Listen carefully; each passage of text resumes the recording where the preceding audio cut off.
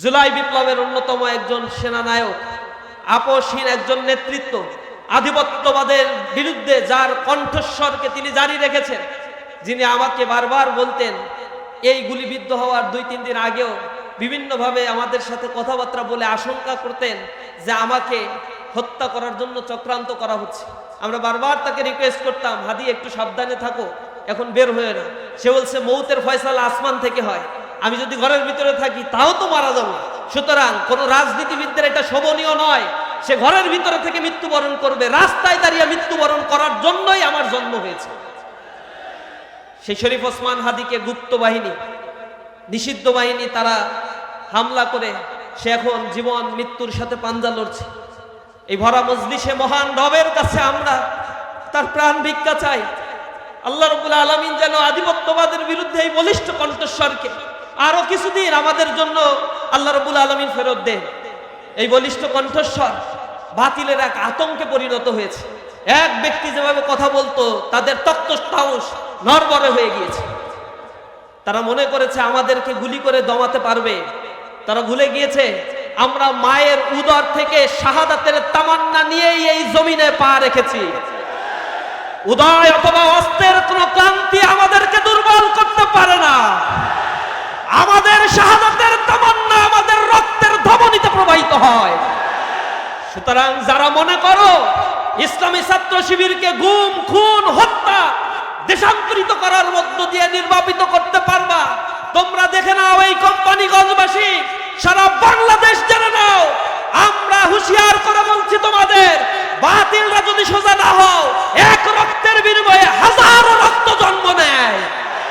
শহীদি কাফেলা প্রাণপ্রিয় সংগঠন বাংলাদেশ ইসলামী ছাত্র শিবির নোয়াখালী জেলা দক্ষিণ শাখার উদ্যোগে আয়োজিত আজকের 2013 সালের 14ই ডিসেম্বর আমাদের মাঝ থেকে আল্লাহ রাব্বুল আলামিনের মেহমান হিসেবে যে 7 জন ভাই এই কোম্পানিগঞ্জ থেকে বিদায় নিয়েছিলেন, আমাদের শহীদ আব্দুস সাত্তার, সাইফুল ইসলাম, মতিউর রহমান সজীব, আব্দুল নূর রাসেল, আব্দুল আজিজ রায়হান, সাইফুল ইসলাম এবং নিশু আলম ভাই সহ এই কোম্পানিগঞ্জে আরও যে 3 শহীদের রক্ত মিশে আছে, আল্লাহ রাব্বুল আলামিনের কাছে তাদের জন্য মাগফিরাত কামনা করছি।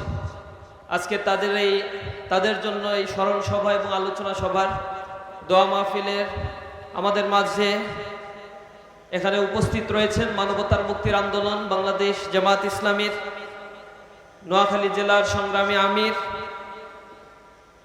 সম্মানিত ইসহাক খন্দকার সহ বাংলাদেশ জামাত ইসলামীর অন্যান্য নেতৃবৃন্দ, উপস্থিত রয়েছেন বাংলাদেশ ইসলামী ছাত্র শিবিরের কেন্দ্রীয় অর্থ এবং সংস্কৃতি সম্পাদক।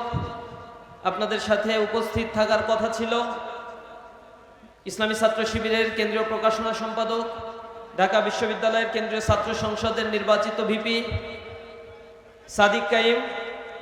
তিনি সামগ্রিক রাজনৈতিক পরিস্থিতি, গতকাল ঢাকায় একটি ঘটনা ঘটার কারণে ক্যাম্পাস উত্তপ্ত থাকার কারণে আজকে প্রোগ্রামে আপনাদের সাথে উপস্থিত হতে পারেন নাই। এর বাইরে জেলার সম্মানিত নেতৃবৃন্দ এখানে উপস্থিত রয়েছেন। আমি দেখতে পাচ্ছি আমাদের সাথে শহীদ পরিবারের সম্মানিত সদস্যবৃন্দ উপস্থিত রয়েছেন। উপস্থিত আছেন জাতির জাগ্রত বিবেক সাংবাদিক বন্ধুগণ। আজকের প্রোগ্রামের সম্মানিত উপস্থিতি, আসসালামু আলাইকুম রহমতুল্লাহি ওয়া বারাকাতুহু। আল্লাহ রাব্বুল আলামিনের কাছে লাখো কোটি শুকরিয়া আদায় করি যে মহান মনিব আমাদের জুলাই বিপ্লবের মধ্য দিয়ে মুক্তভাবে উন্মুক্ত পরিবেশে দীর্ঘ বাতিল শক্তির আগ্রাসী মনোভাব, তাদের গর্ব অহংকার চূর্ণ বিচূর্ণ করে এই জমিনকে কোরআনের কথা বলার জন্য উপযোগী করে আমাদেরকে দান করেছেন। সেজন্য মহান মুনিবের দরবারে লাখো কোটি শুকরিয়া আদায় করছি, আলহামদুলিল্লাহ। দুরূদ ও সালাম পেশ করছি বিশ্ব মানবতার মুক্তির দিশারি সাইয়্যিদুল মুরসালিন খাতামুন নাবিয়্যিন, সর্বকালের সর্বশ্রেষ্ঠ মহামানব হযরত মুহাম্মদ মুস্তাফা সাল্লাল্লাহু আলাইহি ওয়াসাল্লামের প্রতি। আমি বিশেষভাবে স্মরণ করছি শহীদ আব্দুল কাদের মোল্লা ভাইয়ের কথা।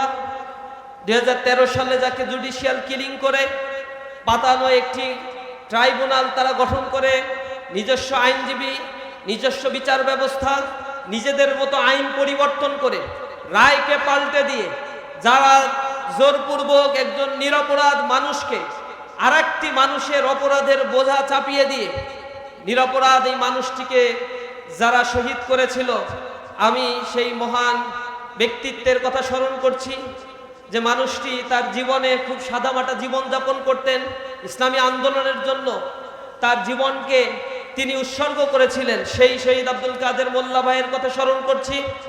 আল্লাহ রাব্বুল আলামিন যেন তাকে জান্নাতের উচ্চ মাকাম দান করেন।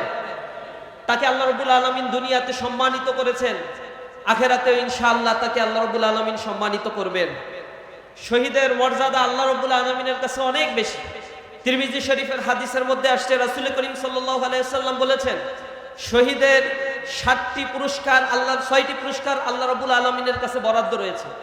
প্রথমত হচ্ছে তিনি মৃত্যুবরণ করার সাথে সাথে তার সকল গুনাহগাতা আল্লাহ মাফ করে দিয়ে তাকে জান্নাতে প্রবেশ করান, জান্নাতে দাখিল করান।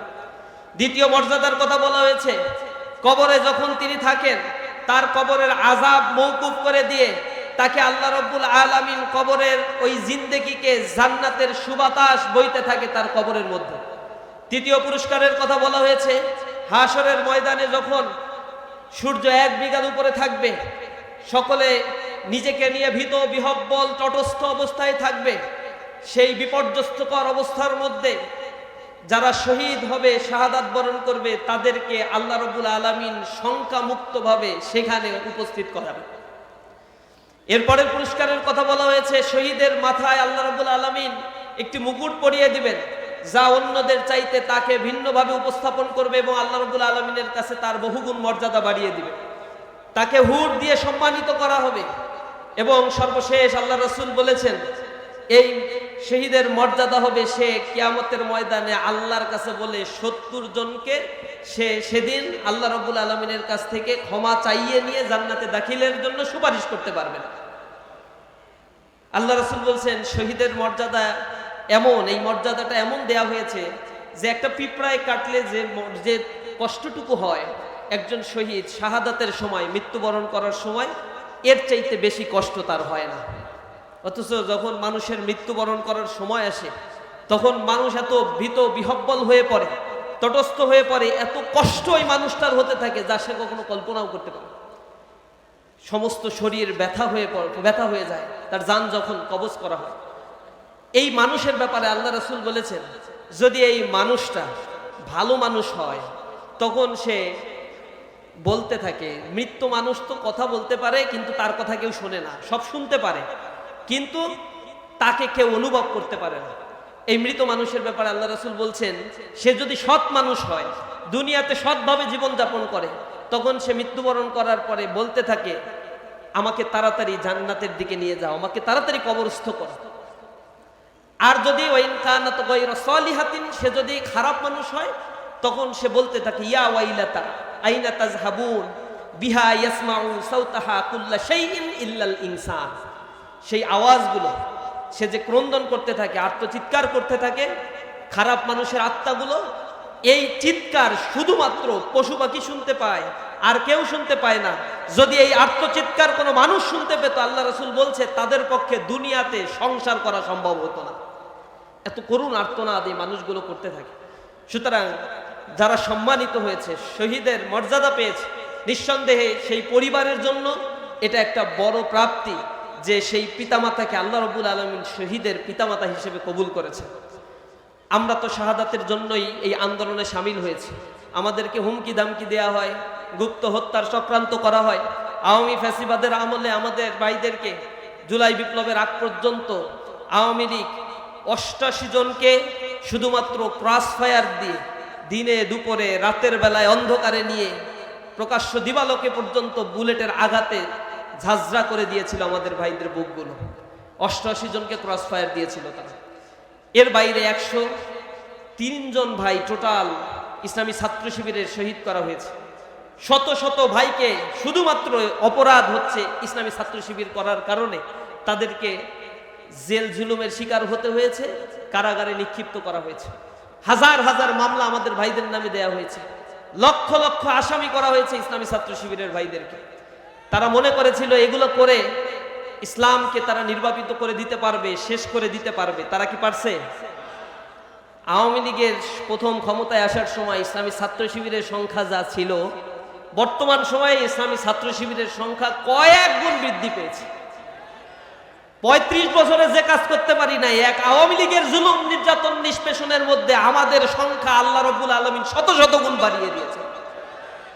তারা জেল জুলুম করে আমাদেরকে শেষ করে দিতে চায়। গতকাল আপনারা সংবাদ মাধ্যমে জানতে পেরেছেন, জুলাই বিপ্লবের অন্যতম একজন সেনানায়ক, আপসহীন একজন নেতৃত্ব, আধিপত্যবাদের বিরুদ্ধে যার কণ্ঠস্বরকে তিনি জারি রেখেছেন, যিনি আমাকে বারবার বলতেন, এই গুলিবিদ্ধ হওয়ার ২-৩ দিন আগেও বিভিন্নভাবে আমাদের সাথে কথাবার্তা বলে আশঙ্কা করতেন যে আমাকে হত্যা করার জন্য চক্রান্ত করা হচ্ছে।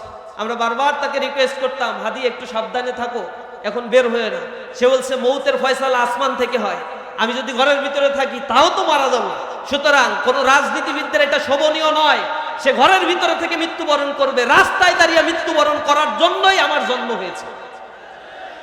সেই শরীফ ওসমান হাদিকে গুপ্ত বাহিনী, নিষিদ্ধ বাহিনী তারা হামলা করে সে এখন জীবন মৃত্যুর সাথে পাঞ্জা লড়ছে।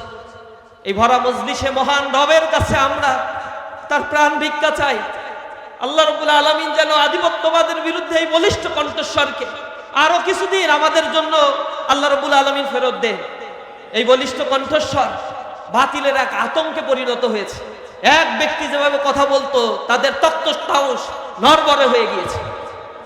তারা মনে করেছে আমাদেরকে গুলি করে দমাতে পারবে।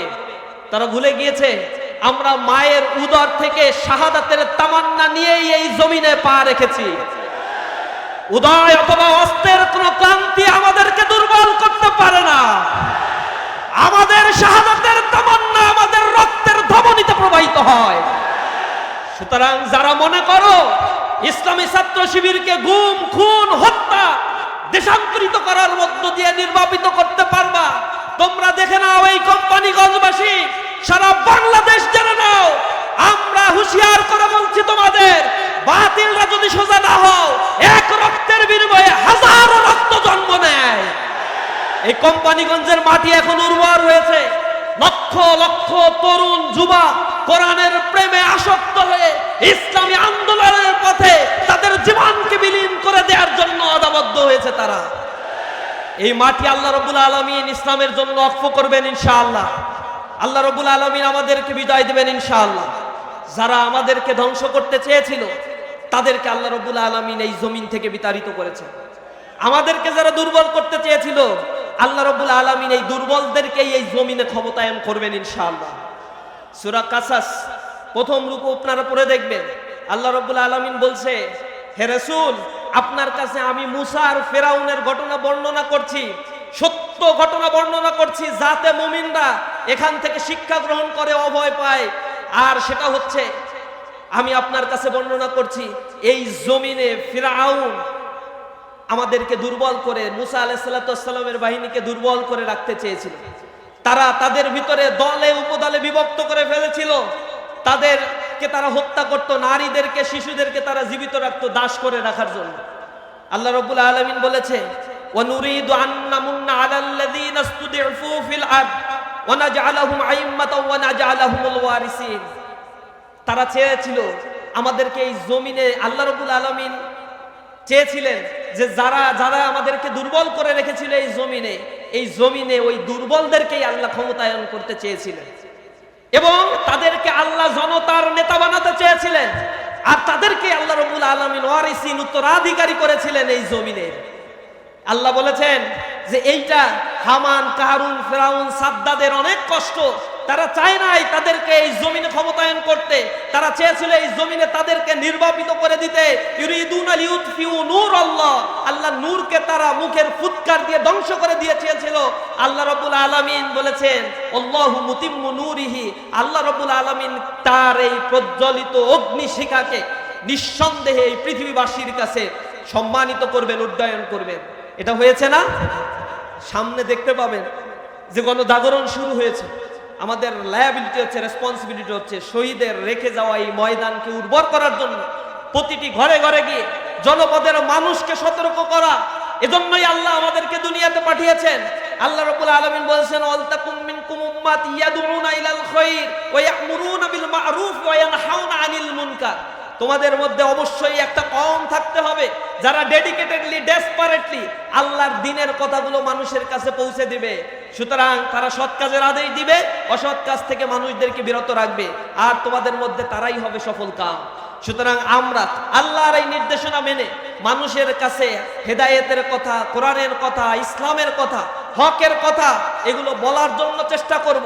যারা শহীদ হয়েছে, সামনে দাঁড়িয়ে থেকে বুলেটের স্প্রিন্টারের আঘাতে যাদের বুক ঝাঁঝরা হয়েছে, আমি জানতে পেরেছি তাদের আঘাতগুলো সব লেগেছে বুকের সামনে। লাশ উত্তোলন করা হয়েছে, সজীব ভাইয়ের লাশ উত্তোলন করার পরে এই 10-12 বছর পরে বুলেট পাওয়া গিয়েছে তার শরীরের মধ্যে। আমি মিলাচ্ছিলাম, শাহাদাতের মর্যাদা আল্লাহ যাদেরকে দিয়েছেন, আপনারা জাফর বিন আবু তালিবের কথা জানেন। জাফর বিন আবু তালিব মুতার যুদ্ধে যখন ইসলামের ঝান্ডা ধারণ করেছিলেন, তখন কাফের বাহিনী তাকে আঘাত করার ফলে সে ঘোড়া থেকে নিচে পড়ে গিয়েছিল। এক হাতে কালিমার পতাকা আর এক হাতে তরবারি দিয়ে তিনি যুদ্ধ করে যাচ্ছেন। তার ডান হাতে আঘাত করে যখন ডান হাতকে কেটে ফেলা হলো, তখন তিনি কালিমার পতাকা উড্ডীন করে দিয়ে নেতৃত্ব দিচ্ছিলেন। বা হাতের উপর আঘাত করে যখন সেটাও কেটে ফেলা হলো, রক্ত ফিনকি দিয়ে বের হচ্ছে, এই অবস্থায় কালিমার পতাকাকে বুকের সাথে জড়িয়ে ধরে জাফর বিন আবি তালিব নেতৃত্ব দিচ্ছিলেন।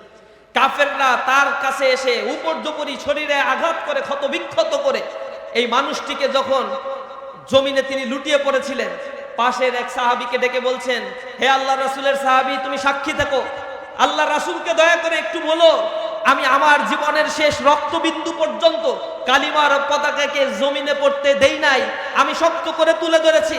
আল্লাহ রাসূলকে তুমি বলো আল্লাহ রাব্বুল আলামিনের কাছে যেন আমার জন্য একটু ক্ষমা প্রার্থনা করে। এই মধ্যে মুজাহিদের যখন দাফন কাফন সম্পন্ন করা হয়েছিল, তখন হযরত ওমর রাদিয়াল্লাহু তাআলা আনহু, তিরমিজি শরীফের হাদিসের মধ্যে আসছে, তিনি বলছেন যে আমার কিউরিসিটি জাগলো, মনের ভিতরে খটকা জাগলো যে এই মধ্যে মুজাহিদের গায়ে কাফেররা কয়টা আঘাত করেছে এটা একটু দেখার জন্য। যখন তার কাফনের কাপড় পরা ছিল, ওমর রাদিয়াল্লাহু তাআলা আনহু তার শরীরের আঘাতগুলো গুনছিল। তিনি বলছেন তার শরীরের আঘাতগুলো আমি গুনছিলাম, কোন হাদিসের মধ্যে আসছে তার শরীরের আঘাত আমি 50টার অধিক আঘাত পেয়েছিলাম, কোন হাদিসে আসছে আমি 70-এর অধিক আঘাত পেয়েছি। ওমর রাদিয়াল্লাহু তাআলা আনহু বলছেন আল্লাহর কসম, একটা আঘাতও তার শরীরের পেছনের দিকে পাই নাই, সব আঘাতগুলো তার শরীরের সামনের দিকে আমি পেয়েছিলাম। তার মানে তিনি ভীত সন্ত্রস্ত হয়ে মৃত্যুর ঝুঁকি নিয়ে মৃত্যুকে আলিঙ্গন করার জন্য সামনের সারিতে থেকে, সম্মুখে সমরে থেকে যুদ্ধ করেছেন। একবারের জন্য পৃষ্ঠ প্রদর্শন করে পলায়ন করার মতো সুযোগ তিনি করেন নাই, তিনি এটা চিন্তাও করেন নাই। রাসূল করিম সাল্লাল্লাহু আলাইহি সাল্লাম যখন তার দাফন কাফন শেষ করে বাসায় চলে গেলেন, প্রচন্ড মর্মাহত। আল্লাহ রাসূল রাতের বেলায় ঘুমালেন, তাকে আল্লাহ রাব্বুল আলামিন স্বপ্ন দেখিয়েছে। পরের দিন সকালে ফজরের নামাজের পরে জাফরকে উদ্দেশ্য করে আল্লাহ রাসূল সাল্লাল্লাহু আলাইহি সাল্লাম সাহাবীদেরকে সামনে রেখে বলছেন, দাখালতু জান্নাহ ফারাআইতু জাফর ইয়াতিরু ফিল জান্নাতি মাআল মালাইকা। আমাকে জান্নাতে প্রবেশ করানো হয়েছিল গতকাল রাতে, আমি দেখতে পেয়েছি জান্নাতে পাখি হয়ে জাফর রাদিয়াল্লাহু তাআলা আনহু উড়ে বেড়াচ্ছে। আমি লক্ষ্য করলাম তার ডানার দুই পাশে এখনো রক্ত লাগা আছে। আমি তখন জিজ্ঞাসা করলাম, হে জাফর, আল্লাহ রাব্বুল আলামিন তোমার সাথে কি আচরণ করেছে? তখন জাফর রাদিয়াল্লাহু তাআলা আনহু বলছেন, আল্লাহ রাব্বুল আলামিন আমাকে শাহাদাতের মর্যাদা দিয়েছে, আমাকে জান্নাতের অধিবাসীদের অন্তর্ভুক্ত করে দিয়েছে। সূরা ইয়াসিনের মধ্যে আল্লাহ রাব্বুল আলামিন এটা বলছেন, যাদেরকে হত্যা করা হয়, শহীদ করা হয়, তারা শহীদ হয় না। তাদের অবস্থা হচ্ছে তারা নিজের জবানে এইভাবে বর্ণনা করে যে আমাদেরকে জান্নাতে প্রবেশ করানো হয়েছে, আমার কওমের লোকেরা যদি জানতো বিমা গফারলি রব্বি ওয়া জাআলানি মিনাল মুকরামিন, কি কারণে আমাদের প্রতিপালক আমাদেরকে ক্ষমা করে দিয়েছেন আর আমাদেরকে সম্মানিত মানুষদের অন্তর্ভুক্ত করেছেন, এটা যদি ওই কওমের লোকেরা জানতো তাহলে নিঃসন্দেহে তারা আমাদের উপরে আঘাত করতো না, আমাদেরকে শহীদ করতো না। আমাদেরকে মারার আর কোনো কারণ নাই। আমাদেরকে জাত শত্রুরাও আমাদেরকে কখনোই বলে না তোমরা সাদাবাজ, তোমরা লুটেরাজ, তোমরা ধর্ষণকারী, তোমরা ছিনতাই করো, তোমরা ধর্ষণ করো, এগুলো আমাদের জাত শত্রুও বলে না। এগুলো যদি কেউ বলে স্বয়ং শয়তানও মুখ লজ্জায় লুকাবে, কারণ তারা জানে এই জাতীয় এলিগেশনের সাথে, অপকর্মের সাথে ইসলামী আন্দোলনের কর্মীরা যুক্ত থাকতে পারে না। নানা ধরনের অপকর্ম, অপরাধ আমাদের উপরে চাপানো হয়। দোষটা একটাই, আমরা শুধু ইসলামকে বিজয়ী শক্তি হিসেবে দেখতে চাই।